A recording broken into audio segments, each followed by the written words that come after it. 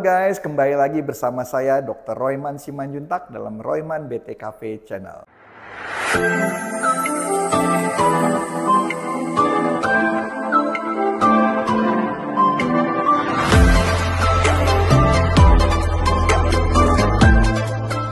Kali ini saya akan membahas beberapa hal penting mengenai kolesterol yang banyak sekali pasien saya khawatirkan. Banyak sekali pertanyaan dan pertanyaan beberapa pasien saya katakan seperti begini, "Dok, saya baca katanya sebenarnya kolesterol itu penting bagi tubuh, tapi kenapa kolesterol harus dihindari?"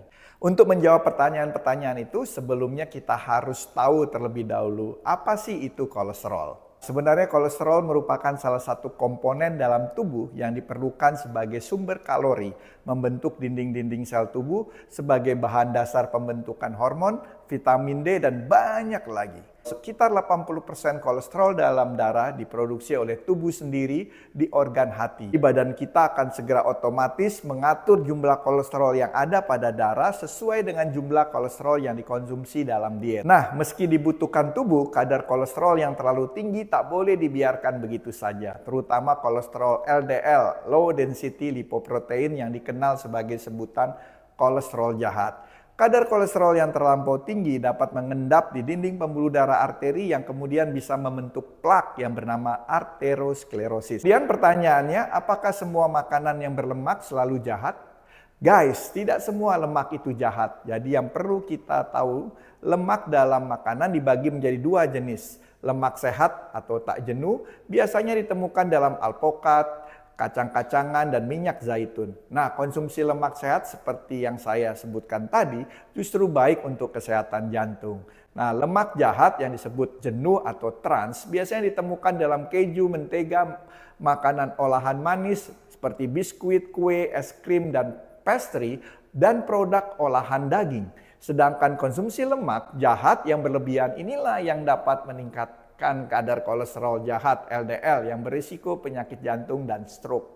Pertanyaan selanjutnya, apakah jika kolesterol tinggi pasti ada gejalanya? Jawabannya adalah tidak selalu. Kolesterol tinggi sering disebut sebagai silent killer karena pasien sering tidak merasakan gejala apapun. Oleh karena itu sangat penting untuk rutin melakukan cek kesehatan. Faktanya, orang dengan semua tipe tubuh dapat berpotensi memiliki kolesterol tinggi. Kelebihan berat badan atau obesitas membuat seseorang memiliki peluang memiliki kolesterol tinggi. Namun orang kurus pun dapat memiliki kolesterol yang tinggi, terutama jika memiliki pola makanan buruk atau faktor keturunan.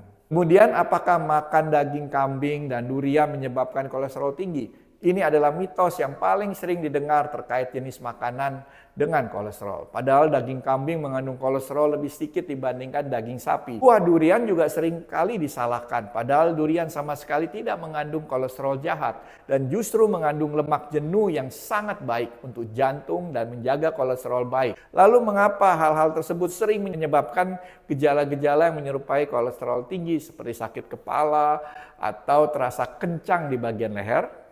Ini dikarenakan jumlah dan jenis yang dimakan serta porsi.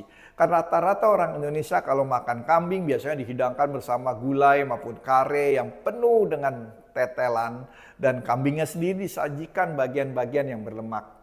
Kambing juga biasanya dikonsumsi saat sedang perayaan di mana orang cenderung tidak memperdulikan porsi makan dan tanpa disadari sudah mengkonsumsi lemak jenuh dan garam yang sudah melebihi anjuran sehingga menyebabkan nyeri kepala dan kaku leher. Sebetulnya mitos ini tidak hanya berlaku untuk kambing saja, tapi beberapa makanan lainnya seringkali disalahkan ketika mengalami peningkatan kadar kolesterol darah seperti kuning telur, udang, ataupun kepiting. Padahal semua makanan yang disebut adalah lemak yang baik. Jadi ingat, sebenarnya makanan yang selama ini dikira jahat bisa jadi merupakan alternatif yang lebih sehat. Justru yang perlu diperhatikan adalah cara memasak dengan memperhatikan kandungan garam, gula, jenis minyak yang digunakannya, dan porsi makanan yang dikonsumsi. Apakah kolesterol harus minum obat? Mungkin pembaca pernah mendengar salah satu diet yang cukup populer bernama ketogenic diet atau singkatnya keto diet. Diet keto merupakan diet dengan komposisi 5-10% karbohidrat, 15-20% protein, dan 60-80% lemak.